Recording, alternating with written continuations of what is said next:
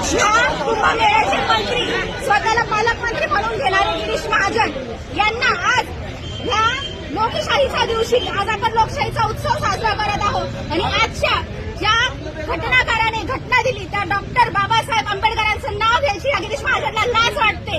तो म्हणतो की अवधानाने नाव राहिलं. अरे कसं काय अनवधानाने नाव राहतं? ज्या व्यक्तीच्या नावावरती या भारताचं संविधान लिहिलं गेलं आहे, ज्या व्यक्तीने हे भारताचं संविधान निर्माण केलं आहे, त्या व्यक्तीचं नाव तुमच्या मुलांना अवधानाने राहतं. आणि आज त्या गिरीश महाजनच्या विरोधामध्ये एक उभ्या असलेल्या आपल्या दोघीच्या वाघिणी आहेत माधुरीताई आणि दर्शनाताई. या दोघींच्या मागे आम्ही सर्व आंबेडकरी समाज, त्याचबरोबर रिपब्लिकन सेना सरसेनानी आनंदराज आंबेडकर असतील, साहिल आंबेडकर साहेब असतील, त्यांनी आज फोनवरनं दोघींशी बोलणं केलं आहे.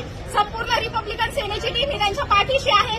मी रिपब्लिकन सेना महिला जिल्हा महासचिव या नात्याने रिपब्लिकन सेनेच्या वतीने संपूर्ण ह्या प्रोसिजरमध्ये गिरीश महाजनवरती अट्रॉसिटी दाखल होईपर्यंत आम्ही सर्वजण या भगिनींच्या पाठीशी पूर्णपणे असणार आहोत. या देशामध्ये आणि या नाशिकमध्ये जी आपला चळवळीचा बालेकिल्ला आहे, या चळवळीच्या बालेकिल्ल्यामध्ये जिथे डॉक्टर बाबासाहेब आंबेडकरांनी पहिले खासदार दिले, दादासाहेब गायकवाडांची ही भूमी, या भूमीमध्ये जर आज बाबासाहेबांचं नाव पुसण्याचा प्रयत्न हा गिरीश महाजन करत असेल तर या गिरीश महाजनला आम्ही सर्वजण काळा फासल्याशिवाय राहणार नाही. आणि म्हणूनच आम्ही आता ताईंसोबत आतमध्ये होतो. आतमध्ये आम्ही चर्चा केली आणि त्यांना आम्ही गुन्हा दाखल करून घ्यायला लावत आहोत.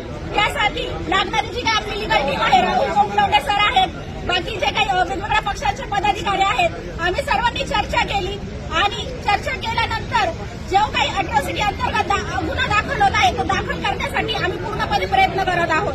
धन्यवाद. जय भीम.